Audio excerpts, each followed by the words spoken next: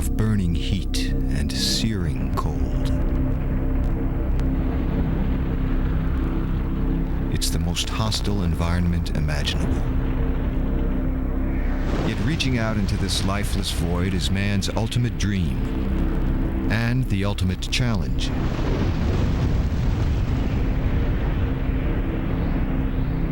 We have learned more about our universe in the last 40 years than in all of recorded history. We are discovering how to survive this final frontier.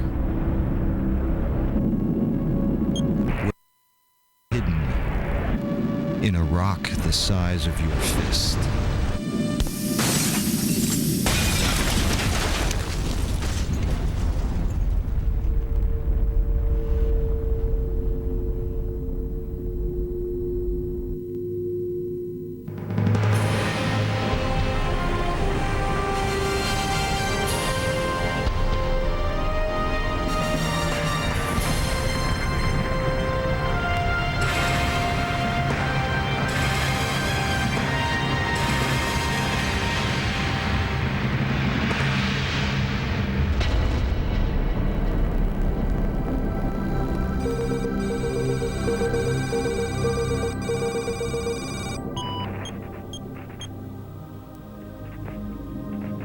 Talk about being a spaceman. This is it. We're in the era where humans have continuous presence in space outside the planet.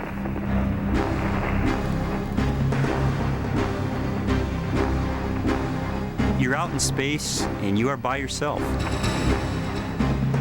Even compared to the sailors hundreds of years ago who circumnavigated the globe, that is an incredible isolation.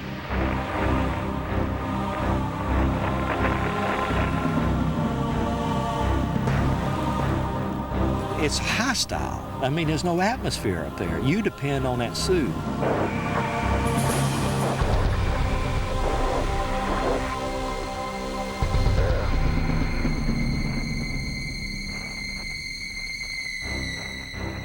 We do these things in space, but we recognize that there are risks. We're pretty frail beings, and we need not to get too confident about our capabilities and our place in the universe. We have been redefining our place in the universe since 1961.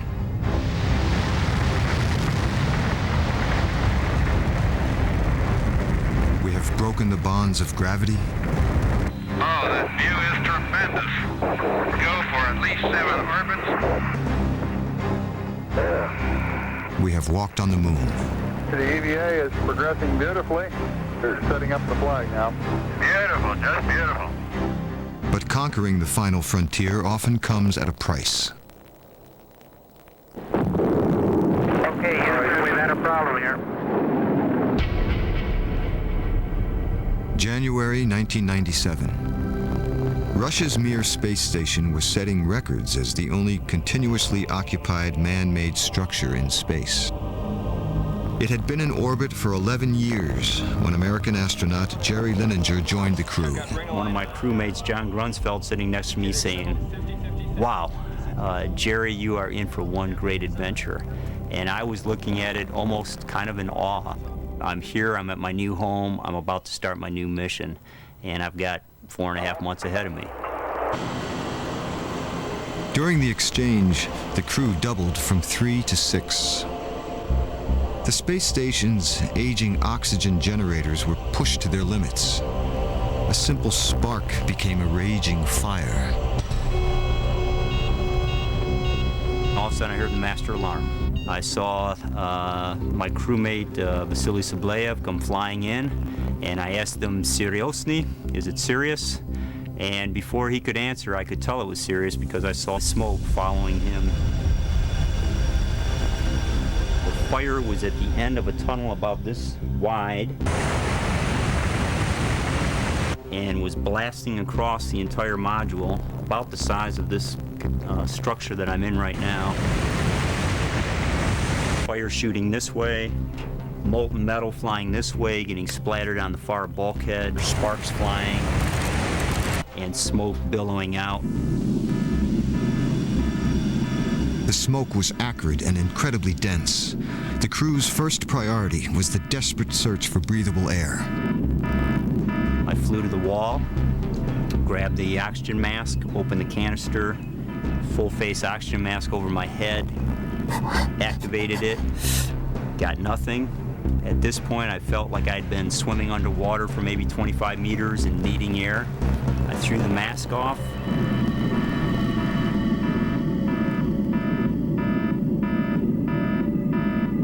I was very low on air at that point, and I needed that oxygen. Grabbed the second oxygen mask, put it on, sort of kept my fingers crossed, said a quick prayer, and I got oxygen. The rest of the crew rushed to prepare the Soyuz escape capsule. Lininger and Station Commander Vasily Sibliev were left to fight the blaze. A fire extinguisher in space is like a thruster, and when you fire it, you react to it. And as he fired the fire extinguisher, he would get pushed back. So what I did is get in the tunnel leading in to the area where the fire was blasting and held on to him. And every so often, I'd shake him, and he'd kick his leg to let me know he was still conscious.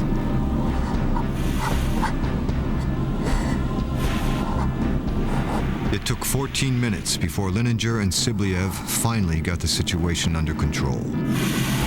And if you want to talk about guts, these are the kinds of missions. It isn't the high-profile, first-of-a-kind. It is what I consider the bread-and-butter missions that are the fundamental building blocks you need to take the next step forward.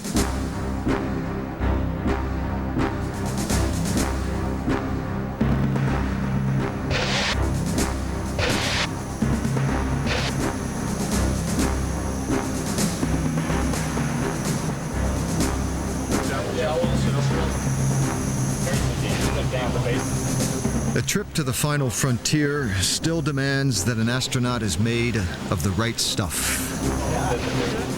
It's a journey that demands both faith and courage. I think everyone feels somewhat vulnerable, and it is a dangerous moment. There's no doubt about it. And you can die, and it's a very high-risk situation. You do have thoughts of your family, your wife.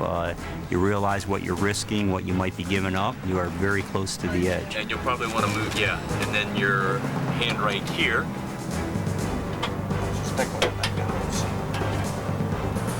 Space shuttle is a dangerous machine. 3.5 million pounds of explosives. You're out there, machines running. It's like being inside this beast. When the shuttle's fueled up, it creaks and it moans and it kind of moves around a little bit. You think about that, and you know what an incredible experience you're about to undertake. Sure as hell hope it works. T-minus 2 minutes. As the countdown gets short and you realize you're going to launch soon, you don't want anything to get in the way. 14, 13, 12, 11, 10.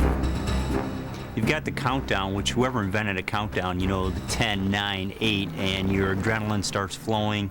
7, 6. You know you're inside a volcano, you're inside an explosion. It's controlled, but barely so. Ignition and liftoff of the Space Shuttle Atlantis.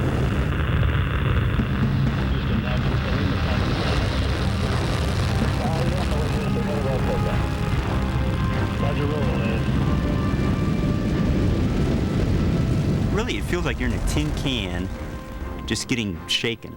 And switches are doing this. The whole vehicle is very violent. As you go up, it's not at all like being in a jet. Instead, you're being jerked back and forth, whipped around. And the first 2 minutes with the solid rocket boosters going, it is just raw power. At first, it just seems like you can't possibly be accelerating this fast. And then the impression is that the acceleration just never stops. You just keep going faster and faster and faster. You look out the window, pretty soon you see the state of Florida underneath you and just dropping away. It is an awesome sight.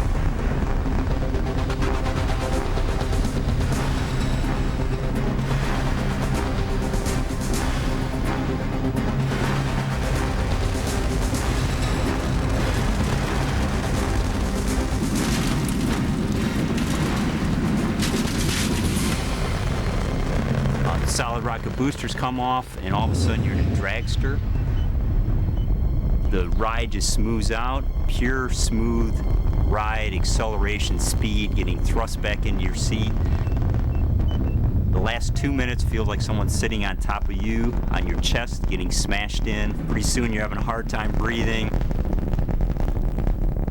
The blue sky right above you turns black. You get this black hole above you, and about this fast, the atmosphere just collapses down onto the horizon. And after that, the sky is always pitch black, and the only part of the air you see is this tiny, tiny blue ribbon on the surface of the Earth. Finally, the engine's cut off, and the contrast in that split second of engine cutoff is just absolutely incredible. As the spent fuel tank disappears beneath them, shuttle crews are all too aware that they have just ridden into space on top of 2,000 tons of high explosives.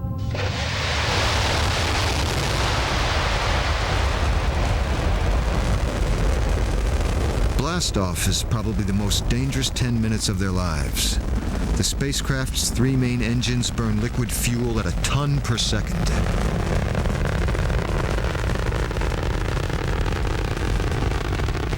But the solid rocket boosters are the workhorses of the system, blasting shuttles to orbit since the early 1980s.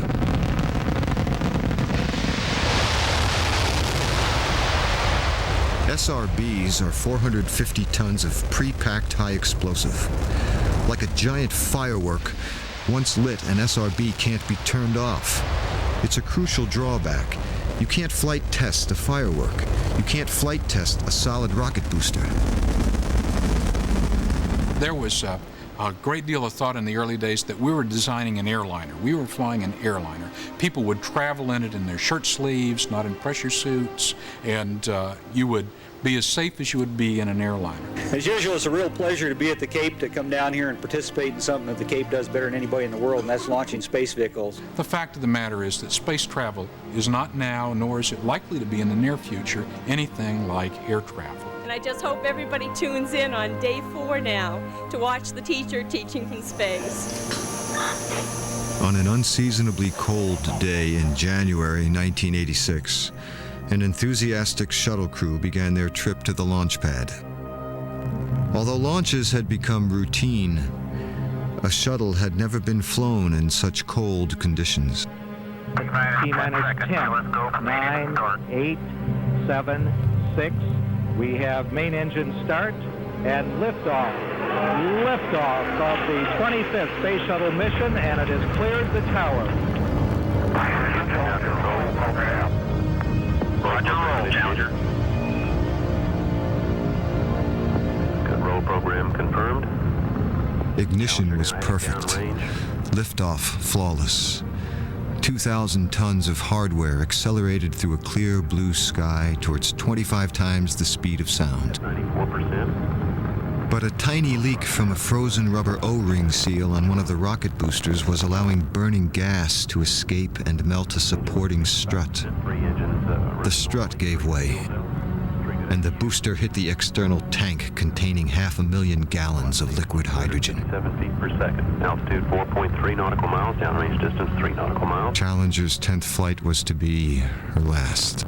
Challenger, go at throttle up. Challenger, go at throttle up.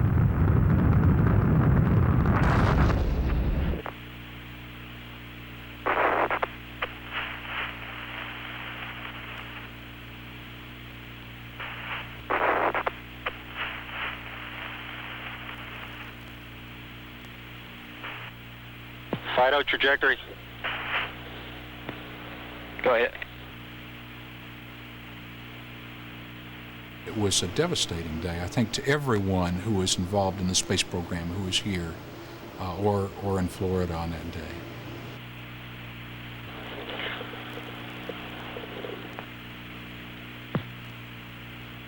These were our co-workers. These were people that we had sat with in meetings, sat with in the control center, sat with in simulators, worked together for many years. Okay, everybody, stay off the telephones. Make sure you maintain all your data. Start pulling it together. All of a sudden, the thing of which we were most proud caused their death. Flight controllers here looking very carefully at the situation. Obviously a major malfunction. All of the crew on board the Challenger were close friends. Dick Scobie, the commander, had been the pilot on my first mission. We have no downlink. I had the same response the rest of the country did, which was shock and grief, and I'd lost 7 close friends.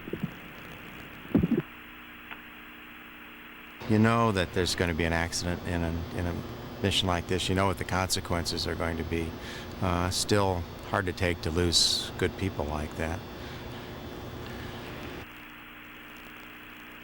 We are doing our very best to be vigilant every day to make sure that every launch, every space flight is as safe as it can possibly be. But make no mistake about it, this is a risky business. There are great risks every time you try to travel into space.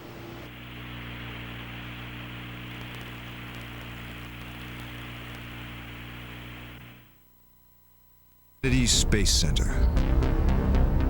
All of America's manned space flights launch from here. This is NASA's VAB, or Vehicle Assembly Building.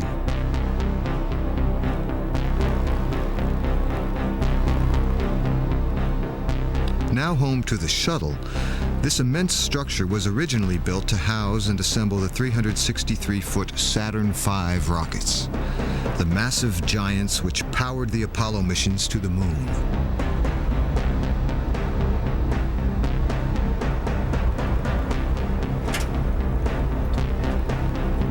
Back in the 60s and 70s, ignition created a seismic event so huge it could be detected over 1,000 miles away. They strapped us in and closed the hatch, and the closeout crew sort of waved goodbye, and you'd think there would be a sinking feeling, you know, what am I doing here? You know, do I really want to do this? As a member of the Apollo 16 crew and backup for Apollo 13, Charlie Duke knows exactly what it's like to ride the most powerful machine ever built. The thing started to vibrate from side to side, and violently.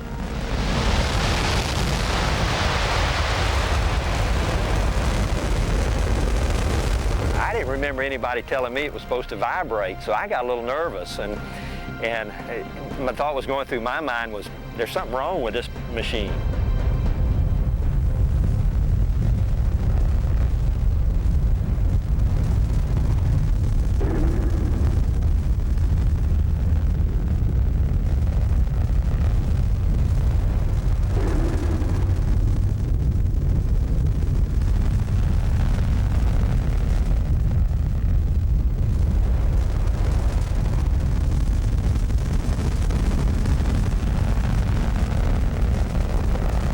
Moving very slowly at first, like an elevator or a lift going up, and it was shaking like crazy from side to side. This vibration never stopped for the whole first stage, which was like 2 minutes and 40 seconds.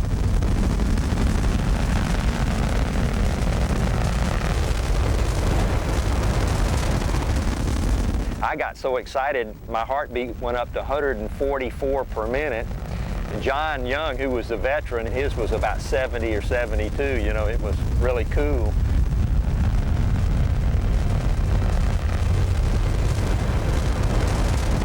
In the 30 years since Apollo, technology within the U.S. space program has progressed in leaps and bounds. The computing power of an Apollo command module was less than that of one of today's electronic organizers. Russia still prefers the tried and tested rocket and capsule combination to get crews into orbit.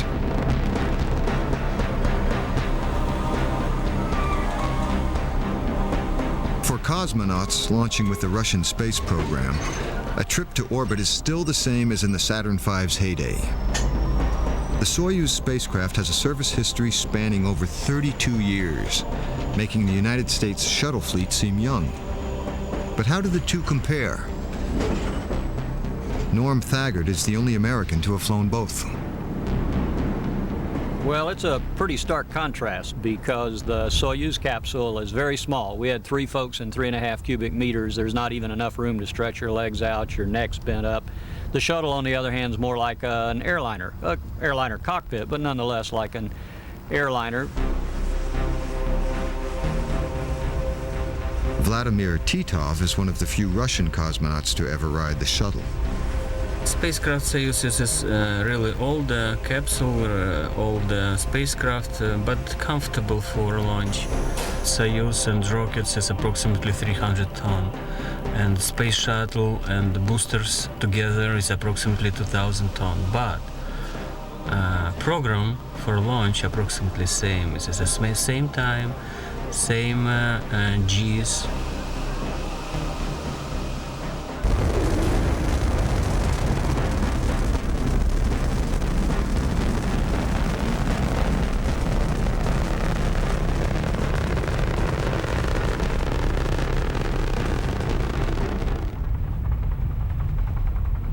All astronauts know any launch pad is a dangerous place. On one of my missions, we had a congressman on board. I remember the congressman was waxing philosophic and said, "This is terrific. Just think of all the people who have been supporting us in this mission. How many folks are out there watching us right now?" And who'd said, "Bill, there ain't anybody within 4 miles. It's just too damn dangerous to be out here right now." A fully fueled rocket is an explosion waiting to happen. In the event of a Saturn V launch pad evacuation, there was only one way out for the astronauts. Plunging 800 feet down a Teflon chute, they would have arrived here. Hidden deep beneath NASA's main launch pads are the long-discarded rubber rooms. This spherical room is a bunker mounted on huge springs and insulated by walls of rubber to absorb shock waves from explosions above. Crews would buckle into these seats and wait.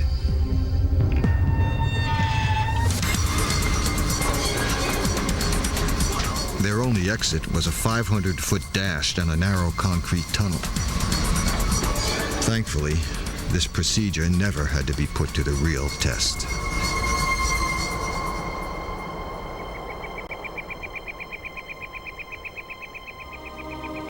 If there's no other way for a crew to escape a capsule, there's one last safety option. The rocket escape system is a small cluster of engines housed in the tower on the top of every launch vehicle.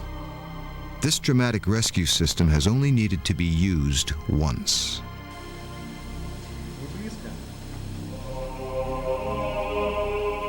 Baikonur, September 1983. Cosmonauts Vladimir Titov and Gennady Strekalov were preparing for a launch to the Mir space station.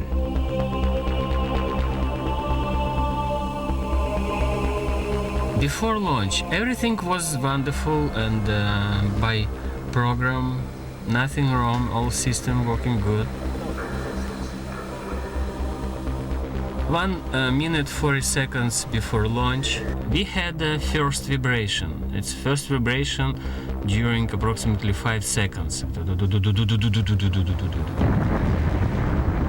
In the final stages of countdown, a faulty fuel valve had inexplicably ruptured.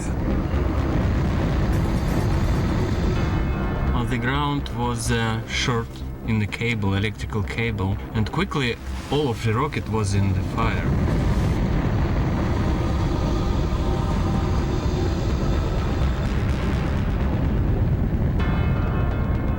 Rocket was like in fire, but wind was from left side, and the top of the rocket was free from fire, and our antenna received the command. With seconds to spare, the ground crew activated the escape system mounted on top of the capsule. Strekalov and Titov were subjected to 15 Gs as they were catapulted into the night sky. Just 4 seconds later, the remainder of their stricken rocket collapsed in a ball of flame. So much time I spent for training, and our direction wrong. We don't go to the orbit. I saw through a left window launch pad in fire. In fire, it was big fire. Quick thinking saved Titov and his comrade from incineration. Others have not been so lucky. America's worst launch pad tragedy happened here on Friday, January 27th, 1967. Gene Kranz was in mission control at the time. All of us working the countdown that day, whether it be the crew on board the spacecraft, the people down at Kennedy or here, had the opportunity to say, this isn't going right. It's time to call it off. It's time to go back and regroup and come back and do this thing properly. But none of us did. This was supposed to be a run-through for America's first Apollo capsule. Instead, Apollo 1 claimed the lives of astronauts Gus Grissom, Ed White, and Roger Chaffee. 6 hours into the exercise, a spark from faulty wiring ignited the capsule's pure oxygen environment, instantly turning the spacecraft into a furnace. It took 5.5 minutes for the ground crew to fight their way to the hatch.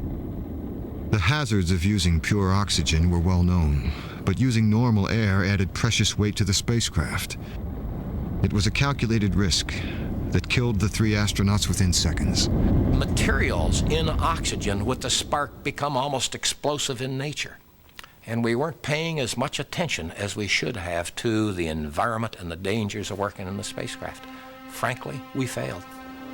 It was really tragic to lose friends like that, but that's the nature of our business and the dangers that we all knew were possible. Machines are machines, and they can't build them perfectly, and unfortunately things happen that take the lives of close, dear friends. NASA was under enormous pressure to land a man on the moon and had chosen to cut corners. After the Apollo 1 tragedy, NASA replaced 100% oxygen atmosphere with a safer, non-flammable mixture of oxygen and nitrogen.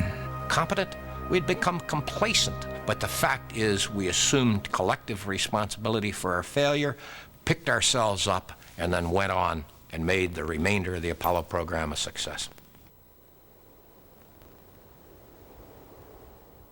We have main engine start. 2, 1, 0. Engines are now at 100% of rated power. On launch pads today, nothing is left to chance. Shuttle engines are rigorously tested. The slightest hint of a problem is enough to instantly abort a countdown. And we have an abort. We have a cutoff. RSLS abort flag is on. GLS shaping is in progress.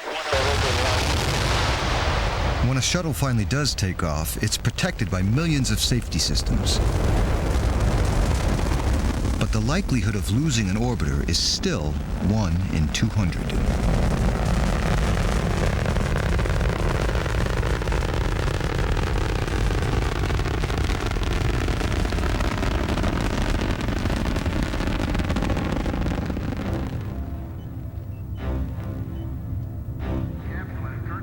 Once a shuttle clears the tower in Florida, Mission Control in Houston, Texas takes control of the mission, including any in-flight abort procedures.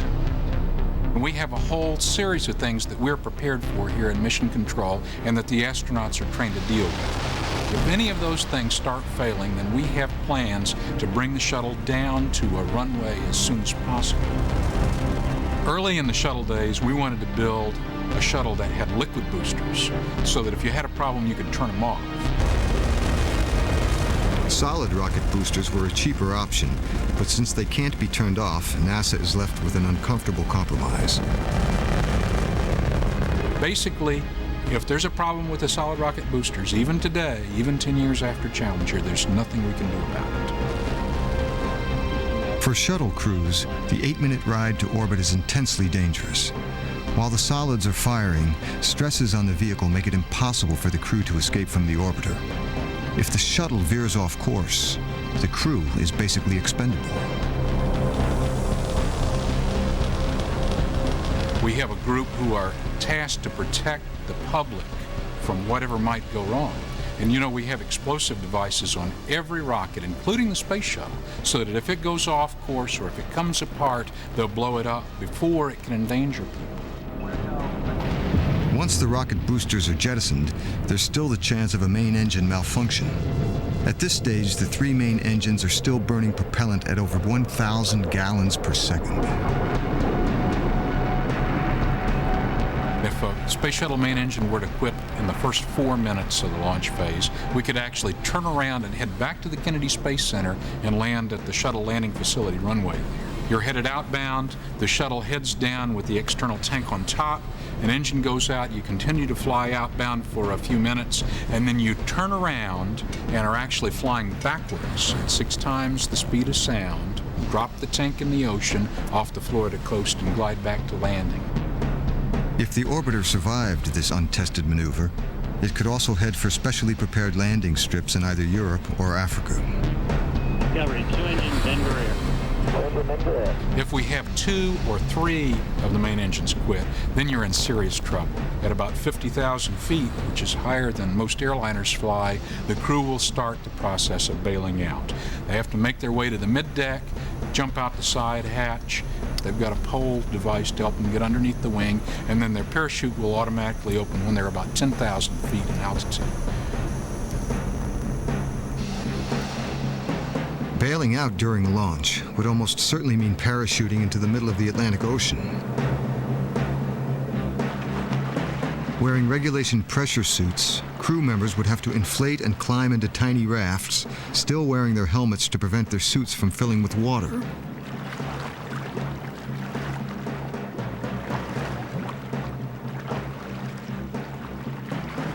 Reaching orbit is the best option.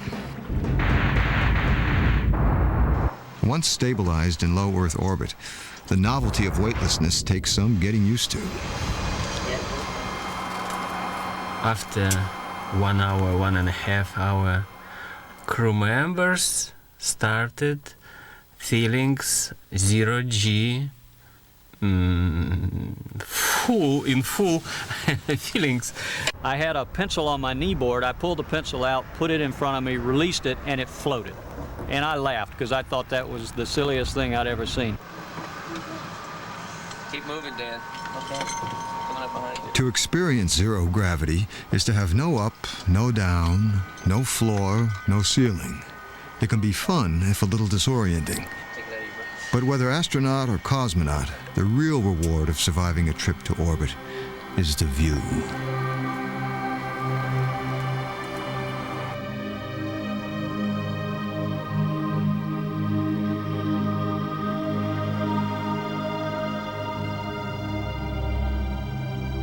So all you can see over your horizon at first is the ocean. Ocean, ocean, ocean. In just a few minutes, the coast of Africa comes up on the horizon. And I remember thinking, Africa? 5 minutes ago I was on the coast of Florida. It's pretty amazing. I was looking to Seychelles Islands. It was beautiful. It is like pearls in the blue water, blue-green water. It's wonderful. It's wonderful.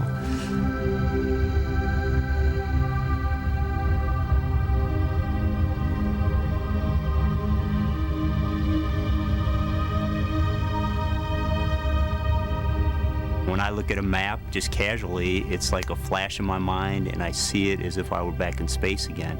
So that imagery of the Earth is with you really for the rest of your life. It is everything you would dream of. I mean, it's the Earth below you, and that experience kind of changes you. But having made it to orbit, through all the hazards of launch, the danger's not over.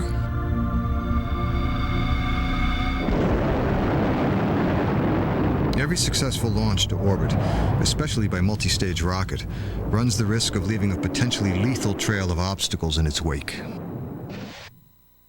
Space debris is anything in orbit about the Earth which is man-made and which is no longer serving some useful purpose. Normally these comprise spacecraft which are no longer operational and pieces which come off rockets and spacecraft during their lifetime. Deploying a satellite from a shuttle cargo bay can send debris spiraling in all directions. Each piece becomes a rogue object, traveling at over 18,000 miles an hour. Any spacecraft in low Earth orbit runs the risk of annihilation by a single piece of this space debris. If a spacecraft, for example, were to get hit by another object which is tracked, or 10 centimeters or larger, then the result would almost certainly be catastrophic and you would lose the function of that spacecraft.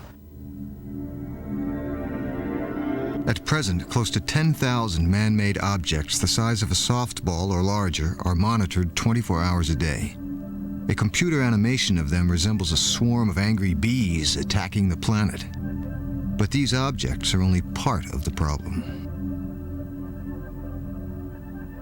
When we get down to very small sizes of a millimeter or less, then we're talking millions and tens of millions of particles, which we know to be in Earth orbit.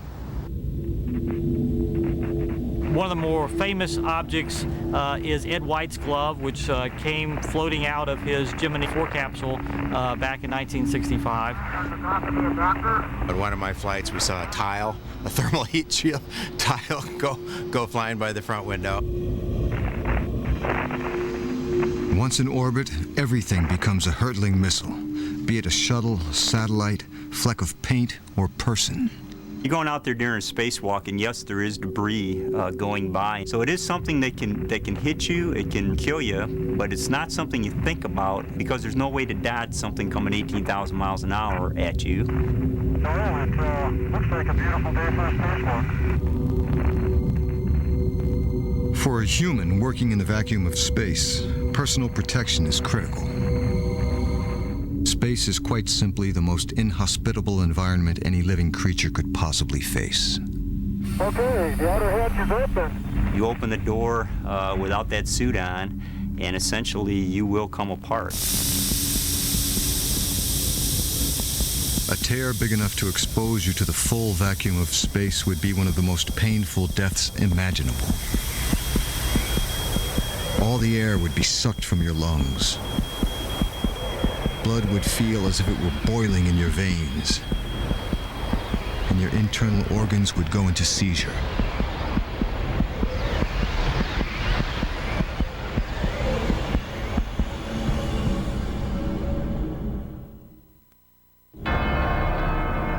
For decades, the forests outside of Moscow have hidden one of Russia's best-kept secrets.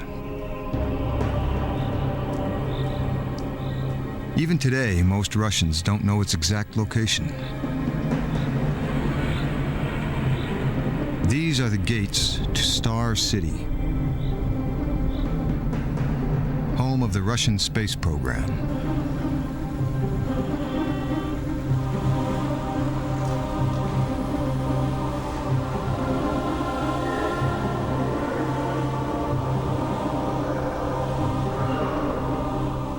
Russian and American spacesuits perform the same functions, but are completely different designs. A NASA suit has 5 separate pieces. The Russian equivalent is a one-piece. Adjustable arms and legs make the process of dressing a good deal quicker. It's such a successful design that the next generation of NASA suits are likely to follow their example. A cosmonaut simply climbs in through the back. The backpack is locked into place behind them.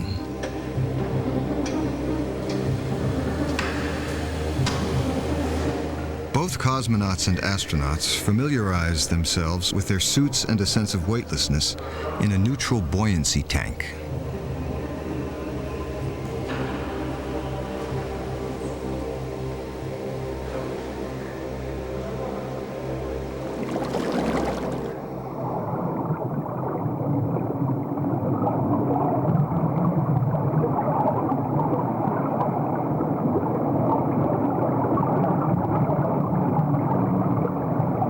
Every new EVA requires an astronaut or cosmonaut to rehearse it move for move, in and around space station or shuttle mock-ups, minimizing the amount of time spent exposed to the dangers of space itself.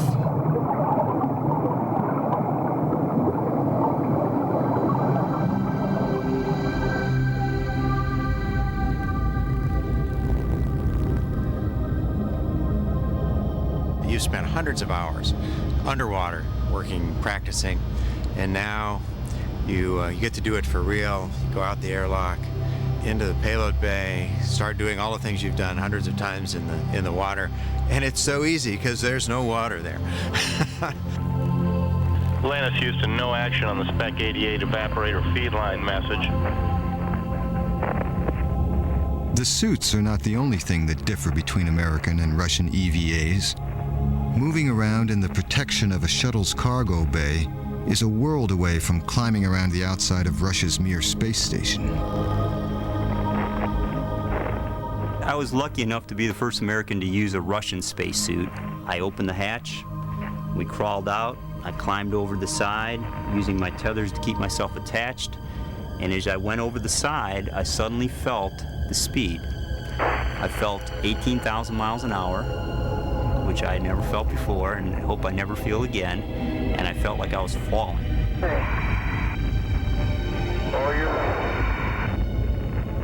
And I did the normal human being thing. I grabbed down for dear life and said, "This is not good."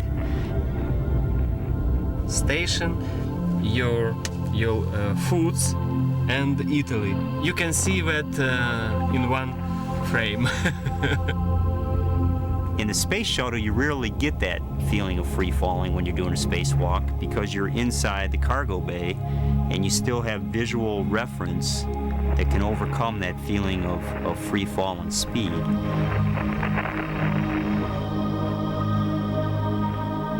Working outside the relative protection of a spacecraft is the most hazardous undertaking in space. When you have two tethers holding you to structure, that is your lifeline. There are no second chances.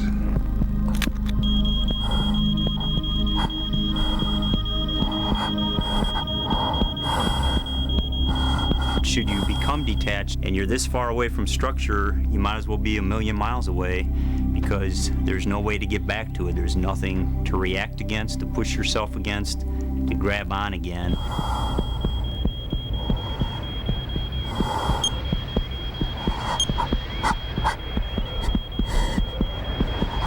You would essentially be in orbit for 9 or 10 hours before your oxygen ran out.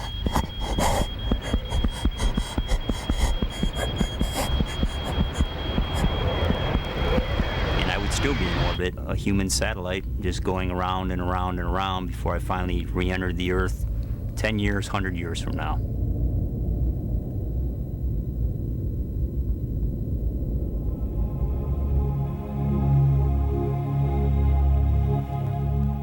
Good morning. Right now, your light instrument is lasing and we're collecting great atmospheric environmental data. In 1984, NASA added a piece of hardware to its inventory intended to provide the EVA astronaut with added mobility. If there, for some reason, you need to go out away from the spacecraft, you would go out on a long tether, but that turns out to be more dangerous than going out on a machine like this one, the man maneuvering unit. And it's a great day for an untethered spacewalk. We see you on internal power for the EMUs. You have a go for EVA. The MMU is a remarkable machine. Really one of the better designed vehicles of all time. Very simple, very straightforward, even though it looks big and bulky and complicated. It was very comfortable and easy to fly. George Nelson was one of an elite group to test the MMU in action, a point he was happy to tease pilot Dick Scobie about. First thing I did was to fly up to the back window of the space shuttle where these test pilots were all looking with envy out the window, and here's this astronomer who got to fly this great machine and said, "Take this, Scobe." It's like being able to drive a very fast car from the position of sitting on the front bumper. You are the leading edge of a spacecraft.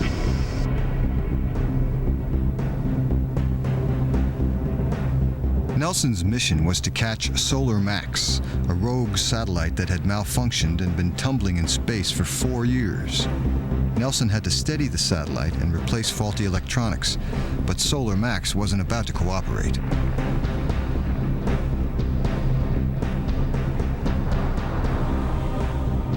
When I got over to it, I was doing just what they said it was, slowly tumbling, and the device we'd made to attach to it didn't work. And when I tried to dock, I would hit and bounce off. Of course, that made the satellite tumble in the other direction. I tried that 3 times. By the time I could had decided that that wasn't going to work. The satellite, instead of doing a nice smooth rotation, was doing a bizarre tumbling routine. Tried to stop the satellite using the jets on the MMU holding on to the solar rays, and that had slowed it down quite a bit. And at that point, Crip asked me how much fuel I had left. I hadn't checked at the time. I'd been doing a lot of flying. And looked over. That's the one gauge you have on the MMU. It's a little fuel gauge, and both the needles were in the yellow.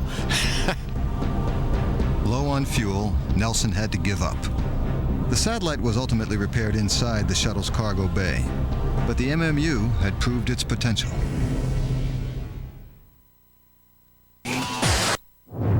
In the early 1960s, a series of experiments were conducted behind the wall of secrecy called the Iron Curtain. The USSR was determined to launch the first human being into space, a military pilot named Yuri Gagarin. On April 12, 1961, his Vostok rocket took him into orbit for a 90-minute trip. And the space race was finally on.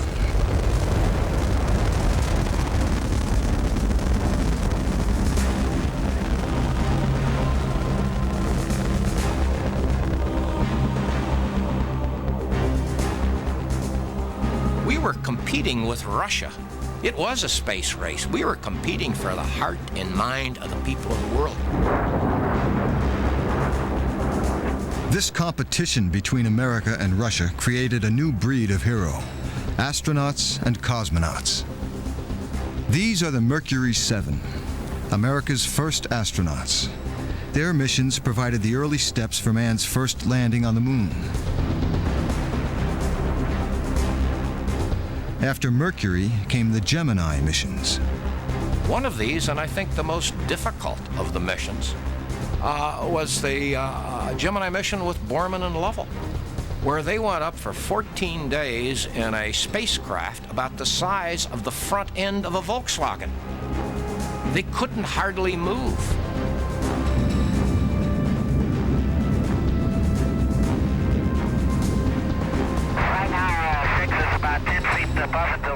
They were sitting literally right next to each other in this small spacecraft for 14 days.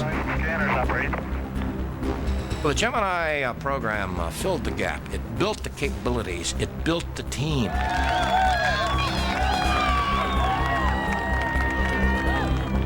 These were all the piece parts that had to be assembled in order to go to the moon.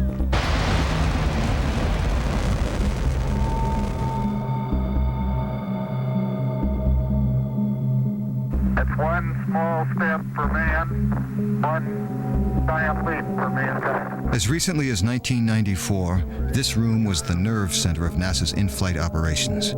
Any problems had to be dealt with right here. On mission control, we have a marvelous leadership laboratory. These are kids in the 25, 26, 27-year-old being led by flight directors who are in their early 30s.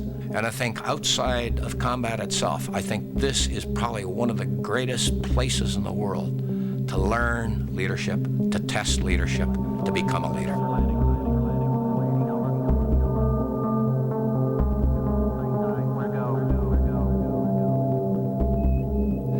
The men and women at these stations had to deal with elation and stress as a matter of routine. But one flight stretched mission control to its limits and galvanized the rest of the world as it watched from the sidelines. Hello, Houston, you're go for station.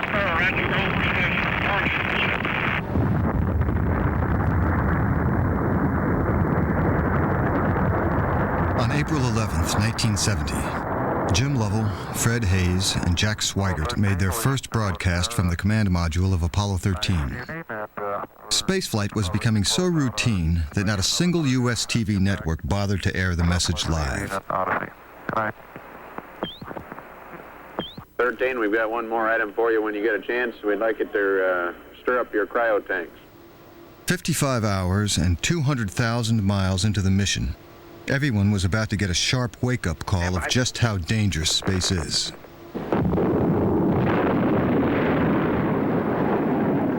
Okay, Houston, we've had a problem here. This is Houston. Say again, please. Houston, we've had a problem. Had a main B bus undervolt. Roger, main B undervolt. Okay, stand by, 13. We're looking at it. Fred Hayes still recalls the crisis as if it were yesterday. There was a big shock, a motion.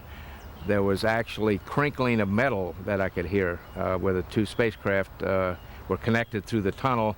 We initially thought that we had an instrumentation problem. I knew it was something very real and very serious. Okay, now let's everybody keep cool. We got the oxygen and hydrogen fuels we use in the spacecraft are a super cold, super dense liquid, but as you move through the mission, it turns into a very thick, soupy, fog-like mixture. A spark jump between the wires in the heating element. And for 6 to 8 seconds, the pressure in that tank rose very rapidly until the dome of the tank blew off. Then the insulation surrounding the tank caught fire.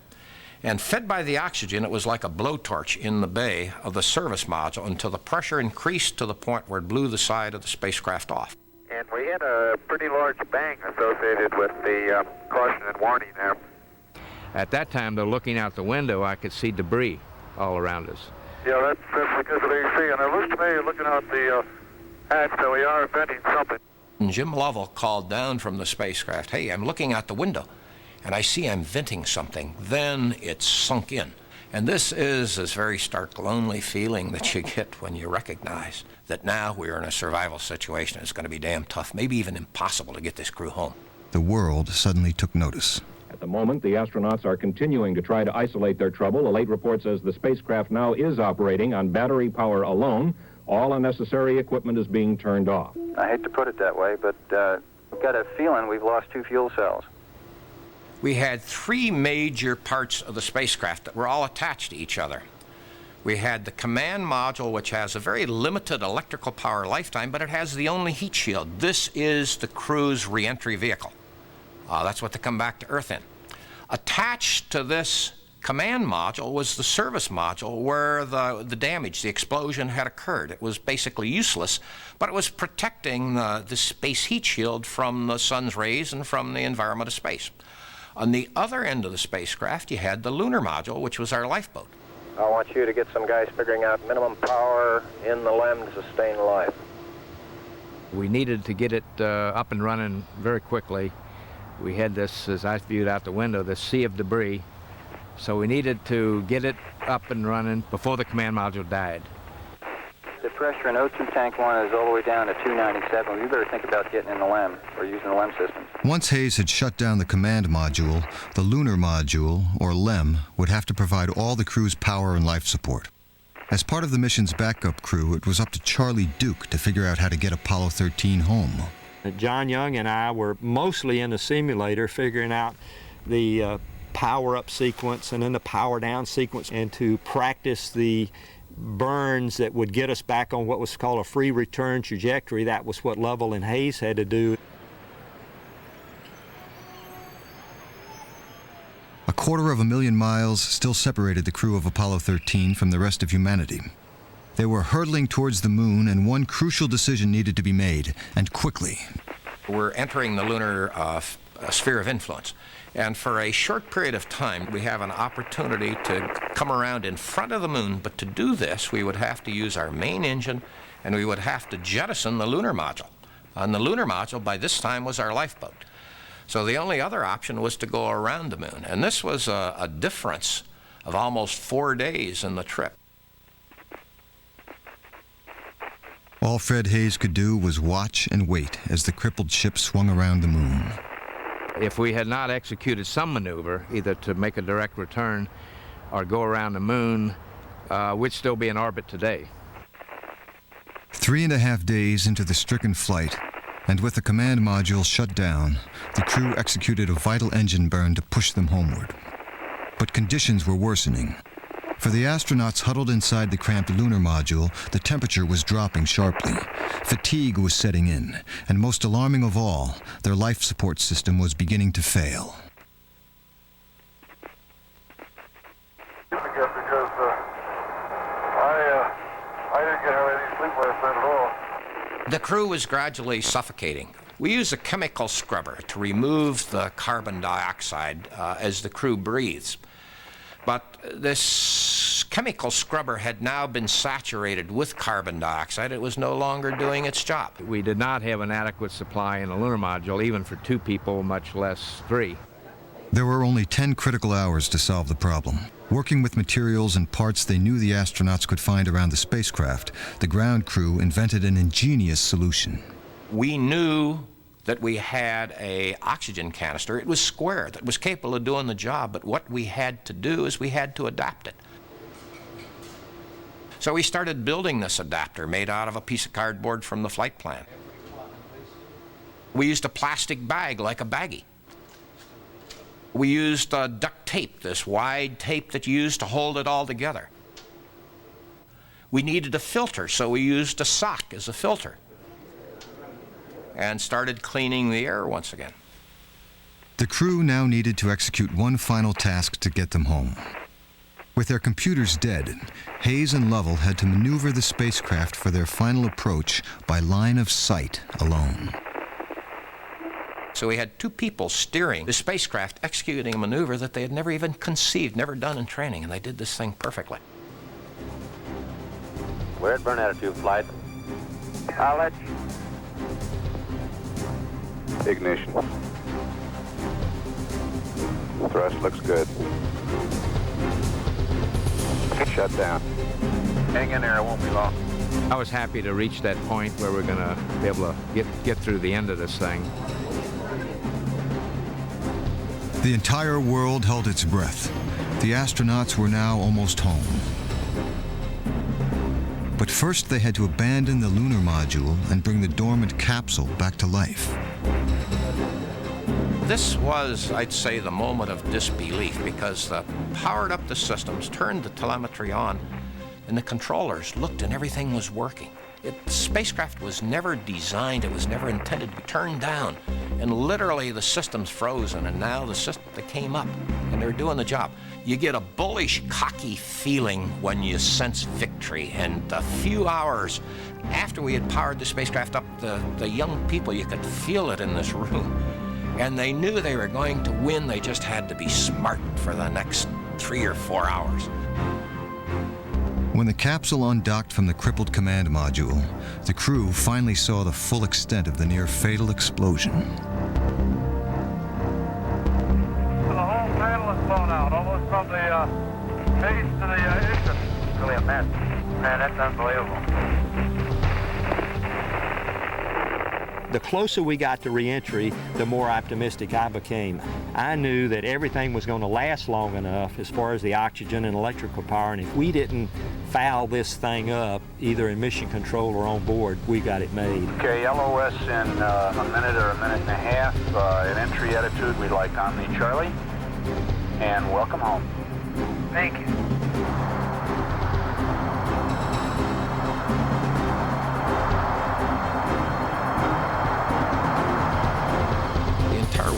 Now listening. Everything that is happening in mission control is being reported live, and you have this relationship that is developed between the crew and the ground during this very difficult time. And it's real hard to describe your emotions to each other. And finally, the rookie on board the spacecraft, Jack Swigert, comes down and he says, "Hey, I want to say you guys are doing real good work." So are you guys, Jack. And then about 20 seconds later, we go into blackout. A prayer for the crewmen of the Apollo 13. We'll hold silence for a moment, please. My communicator at this time was Joe Kerwin. I said, "Okay, Joe, give him a call." Odyssey Houston standing by, over. And all you hear is static. You don't hear anything from the crew. And then you call again. Odyssey Houston standing by for your noun 67 when you get it, over. And we're now moving to the second minute. Almost our calls are becoming, "Please, you please answer us." Okay, Joe. Okay, we read you, Jack. When we could look and see the blossoming of 3 main chutes, we knew, and at that point at least, we were going to make it. We got 2 strokes. Roger that. And no person in their entire life that was in this room that day will ever forget that instant. I literally cried, and I think many of the controllers. The intensity, the emotional release was so great that there was no way to keep it to yourself. Odyssey, Houston, we show you on the mains. It really looks great. Well, it was kind of like, Under Apollo 13, this is recovery, and your chutes look good. If you ever prayed in your life or you ever thanked God or whatever it is, this was the instant of it. It was a hell of a good day. It's on station. Photo 1's on station. Photo 1 observes splashdown at this time. On pickup, parity. Roger.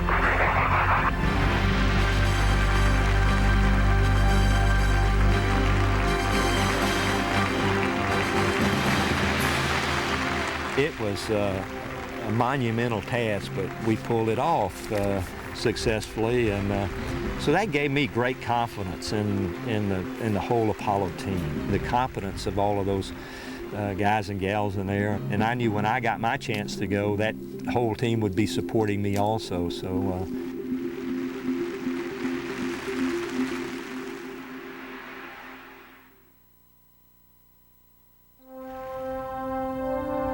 The drama surrounding Apollo 13 reignited the world's interest in NASA's moon program.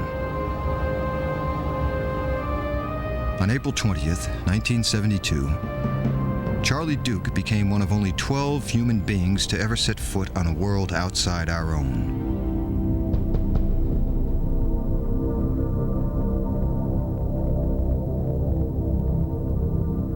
One hour before we were ready to land, we had already separated from the command ship, and Mattingly was supposed to make a orbit change back there with his main engine to push him up to a 60-mile orbit. Right as he was getting ready to do that, he reports a problem in the main engine. No, sir. Copy, no, sir. No, sir. Oh, no. We had to abort that burn, which means we couldn't land an hour later. And I mean, if your hearts could sink in zero gravity, our hearts sank to the bottom of our boots.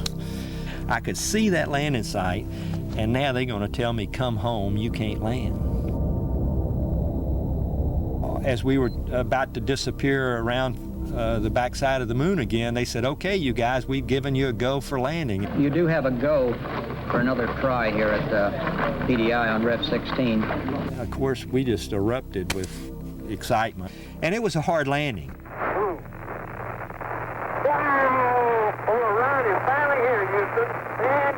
John was the first out, and I'm sort of pushing John out. We were both excited. We can't wait to get out. I was supposed to wait 10 minutes, but he barely hit the moon before I moved over and opened the door, and I was ready to get outside. Here you are, mysterious and unknown decoy. Pilot planes. Apollo 16 is going to change your image.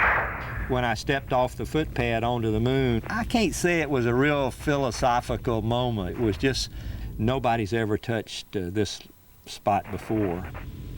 I was like a little kid on holiday and Christmas and birthday, everything rolling to one. Hey, John, this is perfect with the LIM and the rover and you and Stone Mountain and the old flag. Come on out here and give me a salute. Big Navy salute. From where we stood on the moon, the Earth was directly overhead. It was just a beautiful jewel of blue and white hung up there in this blackness of space. The lunar surface was, to me, incredibly beautiful. Lifeless, hazardous. It was the most desert you could ever imagine, and yet you felt right at home. It's hostile. I mean, there's no atmosphere up there. You depend on that suit. If the zipper splits open, you're dead. If a glove pops off, you're dead. Apollo spacesuit was difficult to maneuver in. It was designed to keep you alive, of course. It was not designed to climb stairs. The suit was so stiff that you couldn't bend at the waist, and you couldn't do a knee bend, and you certainly couldn't sit down. What? Something happened here. What happened? I don't know. Here's a line that pulled loose. Uh-oh. Getting in the car the first time was a little unusual. You reached over and grabbed hold of the car and sort of stood beside it and sprang a couple of times and jumped up and pulled, and you plopped into the seat.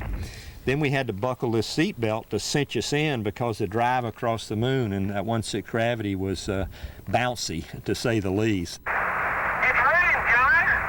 Look at it go, would you, Charlie? You got all your steering. It's great.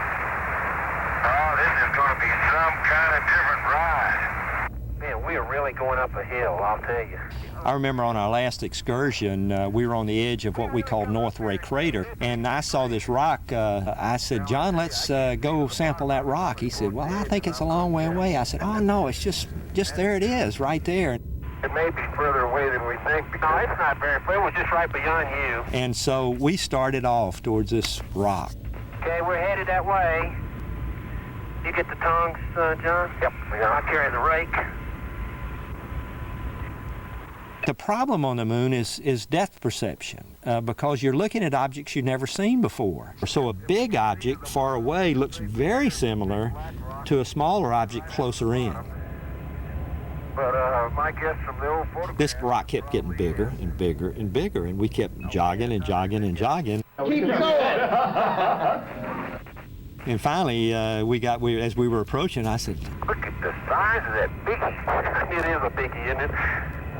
It was a big rock a long way away. Tony, how about an extension, you guys?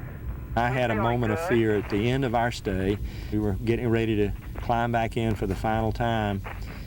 And so we had a moment or two, and I began to bounce in excitement. Hopping over hill and dale. Well, when I did, I straightened up and fell over backwards, and that was a moment of fear, because I'm falling backwards onto this backpack, which is not designed for that kind of impact. And I had a flash of, I'm dead. John came over, and he was a little upset, so fear turned to embarrassment. I realized I was okay, but my heart was just pounding for a few minutes. Boy, Houston, the beauty of this place is absolutely incredible. We'd been on the moon for 3 days. We'd left our car there parked. The television camera was looking at the lunar module, and we were preparing to lift off. And the thought did occur to me at that point, this engine's got to work. If it doesn't work, we are trapped, and we'll eventually die up here on the moon. There were some explosive bolts that held us to the descent stage, and they were exploded, and the first thing that you felt was, it was just a fraction, but it was the vehicle, instead of going up, it dropped, and just for a fraction of a second was, uh-oh, it didn't work. And then bang, the engine ignited and you were on your way, and it was like flying the best fighter airplane you've ever been in. And so we were home free.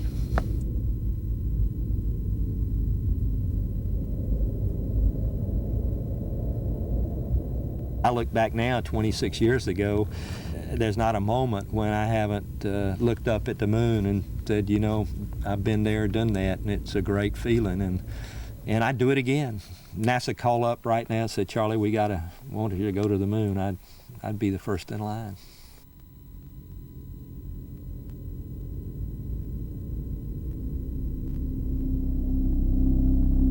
In its quest for the moon, NASA's Apollo program proved man could reach for other worlds. But long-duration missions are an equal challenge.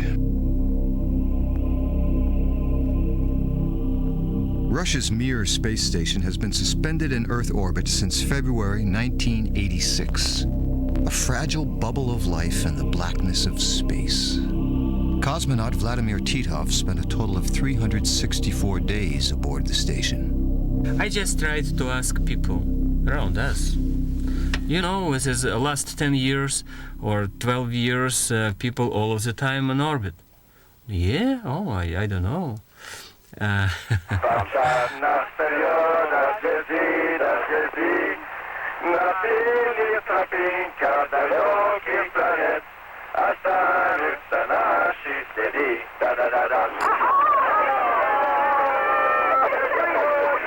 Continually manned, Mir's 110 tons of interconnecting module are the only place to test the limits of human endurance in space.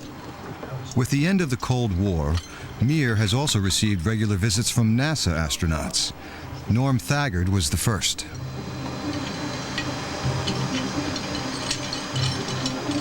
Overall, I found it to be a fine experience. I wouldn't have traded it. I don't think I want to fly on a flight longer than about 6 months unless it's going off to Mars or something. I was fortunate that I had a couple of good crewmates, and that makes a big difference.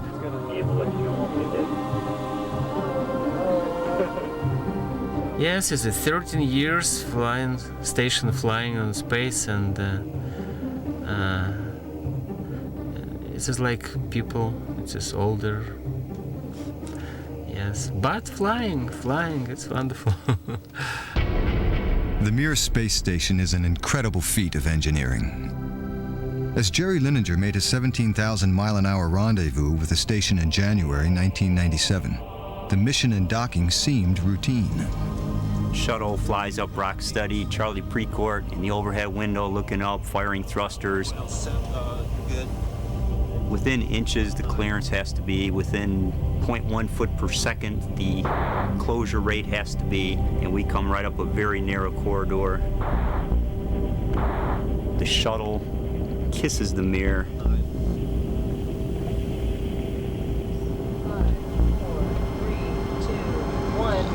Capture light. Nice job, Biggs. Sigh of relief. OZ, free drift. I've got a flashing. When Linenger boarded the station, Mir was 11 years old. It had been designed to be operational for a maximum of 8. There was a bit of apprehension going into Mir. You went from shuttle, which is very shiny, new, clean, white, everything packed away, into an environment that was very cluttered, old, smelled rather musty, kind of like going into an old attic. A little darker, narrow tunnels, tubes, all interconnected. During his stay, the station seemed to start falling apart, just like the model of it the crew kept on board. Computer glitches and leaks in Mir's cooling system often made conditions on board almost unbearable, but battling the horrendous fire made the strongest impact on Linenger. It was a solid, raging, strong fire that was very life-threatening and threatened our mission and threatened our lives and threatened the Mir space station. By the time Lininger's tour drew to a close, his fondness for the station had faded. I had been on board with those 2 Russian cosmonauts for about 4 months, and you would think that leaving would be a very emotional, overwhelming, emotional time, leaving those crewmates behind, but it wasn't. Had a great flight, and it's kind of sorry to see them close the hatch on ourselves here, but we're sure they're going to do great. Okay. It felt more like the last day of school, where you're kind of glad it's over in one sense. You've made it through the school year, you've taken your final exams, you have closure, and I was looking forward to getting back to the planet. It was time for someone else to take my spot.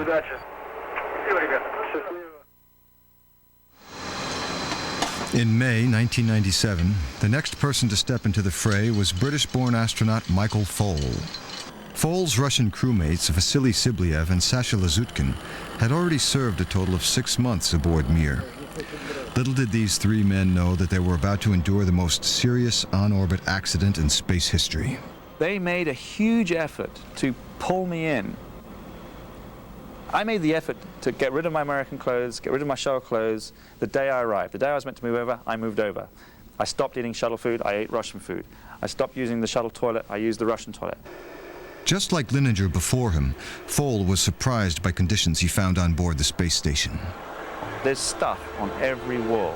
There's stuff on every floor, on every ceiling. It's all jammed in there. And that is pretty much the way we are working on Mir today. Much of this clutter is waste that needs to be stowed until it can be disposed of on regular visits by Progress, Mir's unmanned supply ship. You use it to put your garbage, your waste, dirty clothes that you've been wearing for 2 weeks, now get balled up in some duct tape, put into Progress. Progress detaches, flies back, enters the atmosphere, burns up. General, it's an automatic docking, or in the past it's always been. The radar system used to pilot Progress from the ground was expensive. To save money, a cash-strapped Russian mission control decided the crew on board Mir should guide the Progress in manually. This near-impossible task fell on the shoulders of Mir's commander, Vasily Sibliev. What he was being asked to do, and what he was trained to do only a few times before his flight, was a hastily thought-up idea. Judging your speed and doing the braking is a really tricky task. Sibliev was expected to manually dock 2 spacecraft traveling at 18,000 miles an hour. When you fall in a parachute jump towards the Earth, for the first few minutes, it doesn't seem to get big at all, you know. And then in the last 10 seconds, the ground comes wham and hits you in the face. Sibliev's only visual aid was a single, low-resolution video camera mounted on Progress itself. To help their commander judge the distance of the approaching spacecraft, Foale and Lazutkin took turns shouting instructions from portholes around the station. It was an impossible task. As Progress neared, Sibliev lost control.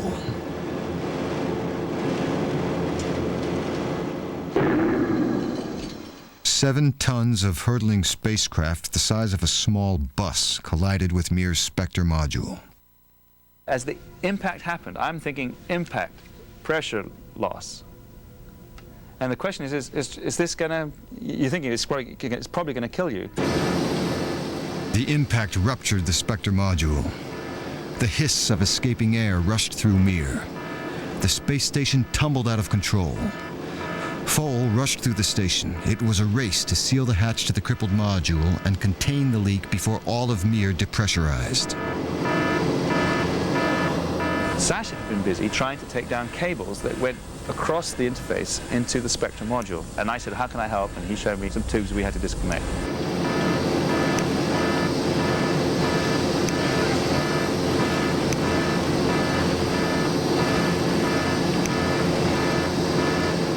"17 minutes after impact, they sealed the hatch.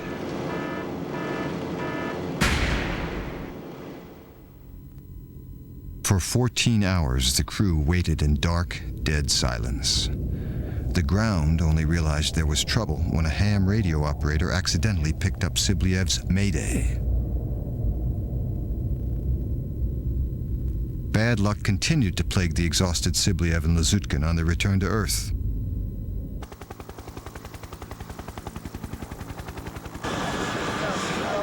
The retro rockets, designed to fire and cushion their capsule's hard landing, malfunctioned.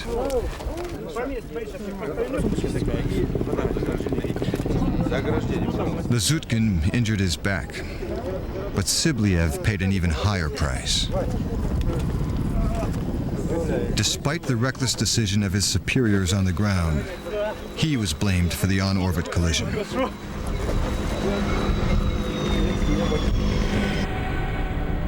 Lazutkin and Sibliev's replacements repaired the damaged solar panels, but they never found the leak in Spectre. The module was abandoned to the vacuum of space. But space is too big for any one country to conquer alone. Its replacement will be a true global collaboration.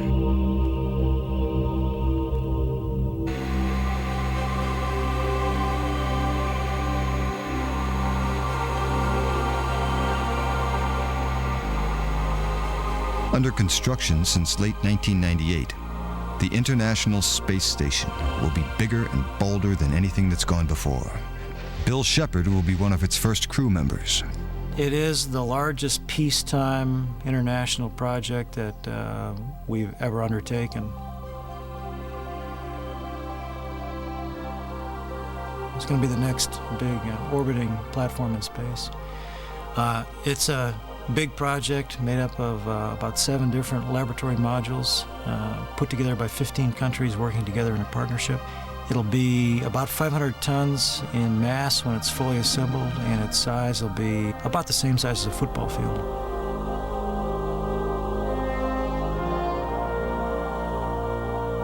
Just the assembly involves over 40 flights of various vehicles to bring all the pieces up and put them together. So this is not a camping trip.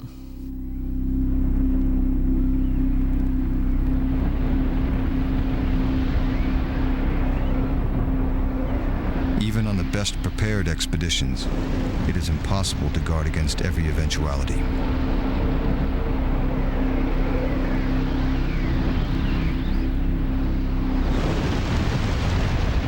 Thousands of rogue objects roam our solar system, traveling at speeds up to 100,000 miles an hour.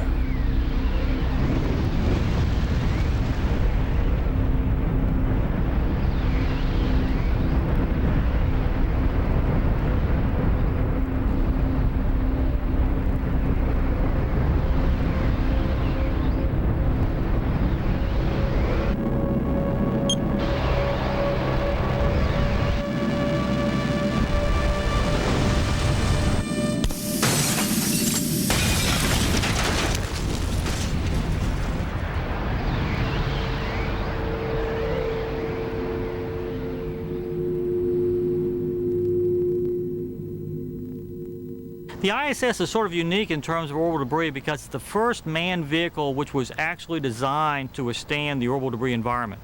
When we are developing hardware for the space station, then we are actually, in many cases, putting explicit dedicated orbital debris shields all around it, particularly in what we call critical components. Those obviously would be the manned modules, the laboratory, the habitation modules.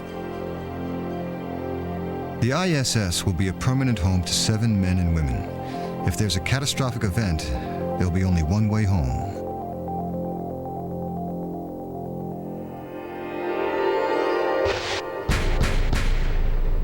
Dryden Flight Research Center, Edwards Air Force Base, California, home to all of NASA's experimental aircraft.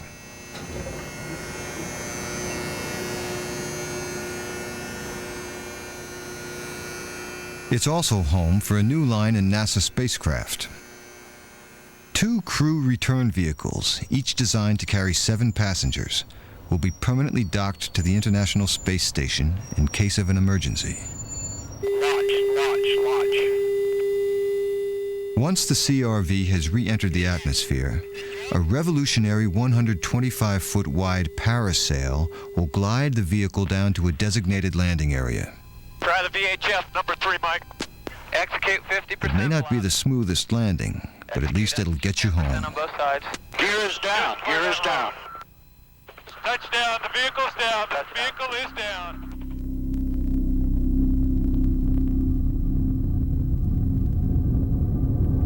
Re-entering the Earth's atmosphere is no mean feat. Most objects that fall through Earth's atmosphere, like this disintegrating shuttle fuel tank, never make it at all. They burn up by friction when they collide with the atmosphere 60 miles above the surface. Our planet treats returning spacefarers like any other foreign object. It tries to destroy them.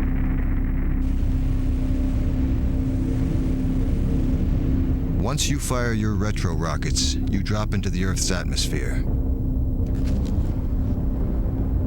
There is no turning back.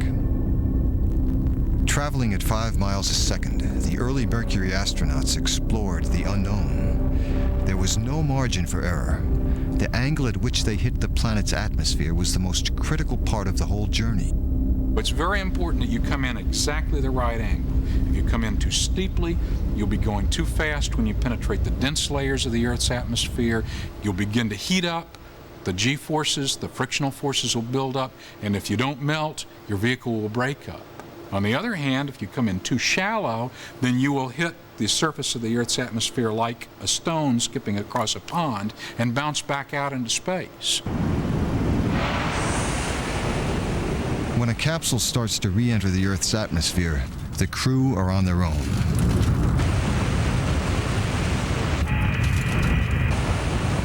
I began to see like little flash bulbs going off outside, just little flecks of light, and we start beginning to hit the upper atmosphere.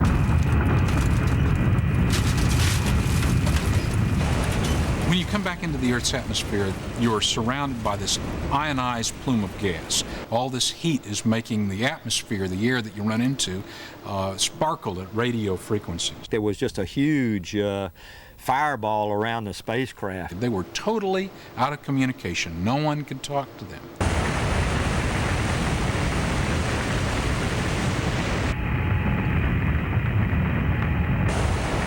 The G level went right up to 7.5 Gs. You're breathing short, rapid breaths. You can monitor the instruments and do all of the things you had to do if there was an emergency. And emergencies have happened.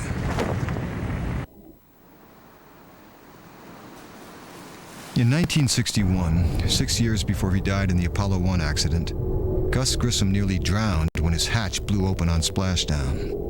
He was saved by the waiting rescue services, but his Mercury capsule is still sitting at the bottom of the Atlantic Ocean.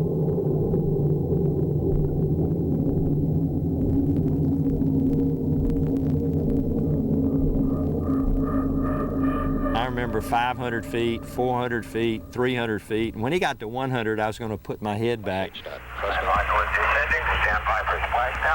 Well, at 100 feet, we hit the water. The altimeter was a little off. We really hit hard.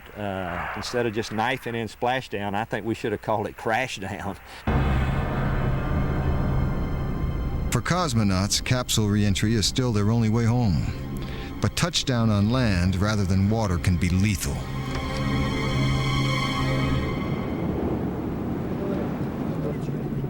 In 1967, a Soyuz capsule pile-drived into the ground. Its lone occupant, cosmonaut Vladimir Komarov, made it through the perils of launch and orbit, only to die because of a faulty parachute. Get ready for life in the fast lane, where the only thing better than going fast is going faster. Speed Demons, next Sunday beginning at 8, only on TLC. When NASA designed the shuttle, it invented many new and groundbreaking technologies. For re-entry, they equipped the outer skin with a lightweight, reusable heat shielding that would protect both vehicle and crew.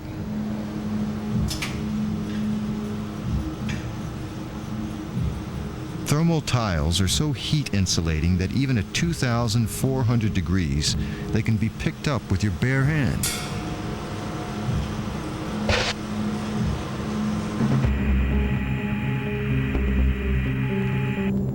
A shuttle has a total of 25,000 tiles on its outer surfaces.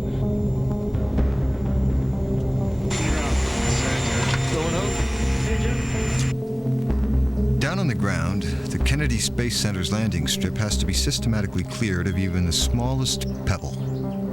For NASA volunteers, this entails a 3-mile walk and has even involved removing the occasional basking alligator.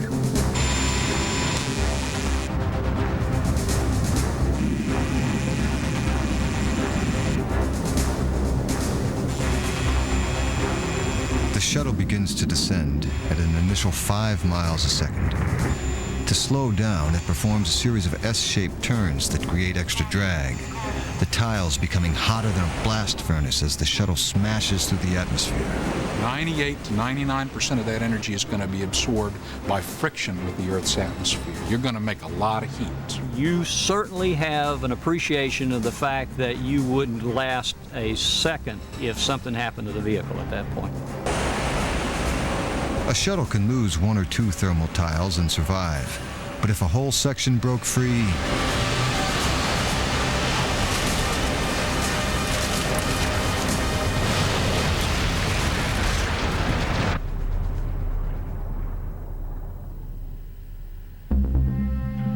on at the 180. Once a shuttle successfully makes it through the atmosphere, a twin sonic boom indicates the crew is almost home. A morning wake-up call for the residents of Central Florida.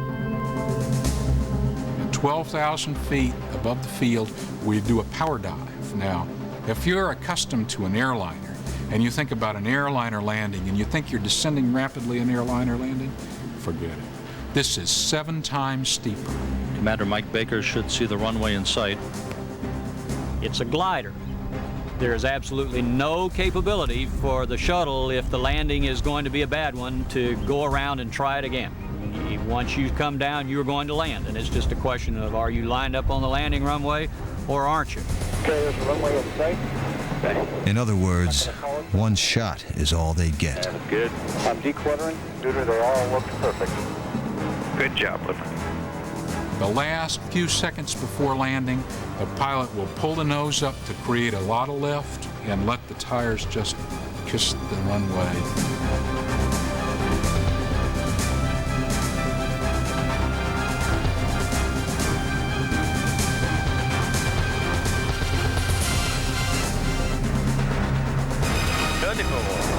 Here comes the chute. Okay, derotate 185. So you're going down at 1.5, 1.5, 1.5, 2, a little bit right center line. In terms of feeling relief and a sense that it's all over and done, I think that really doesn't occur until wheel stop. In other words, until the shuttle has completely quit moving. Atlantis, wheel stop. Copy, wheel stop Atlantis. Welcome back after a super mission. Every completed mission challenges us to take the next step forward. Humans are a restless species. Facing the unknown is nothing new. Some of the earlier expeditions, journeys that humans made in strange environments, in unusual vessels, Cook and Magellan going around the globe. I mean, certainly those people faced uncertainties and dangers that were huge. Godspeed, John Glenn. The reason I volunteered for Apollo to be an astronaut was not for fame or fortune. It was for the thrill of adventure and the sense to explore. You know, what's over that next hill?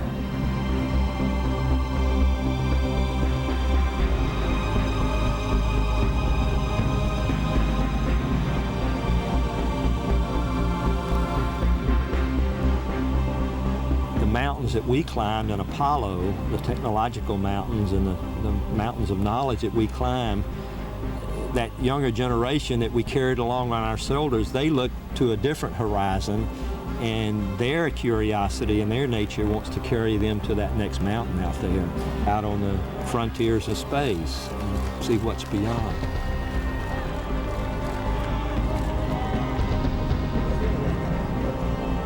I think that's part of what defines us as humans, and it's the kind of thing that we don't enter into lightly, but that's part of our character. If we choose not to pursue these things, and we're going to become a different species. We have got to have this as part of our being. No one knows what other dangers will confront the men and women who venture into space. But one thing is certain. Their stories will inspire a whole new generation to explore the final frontier.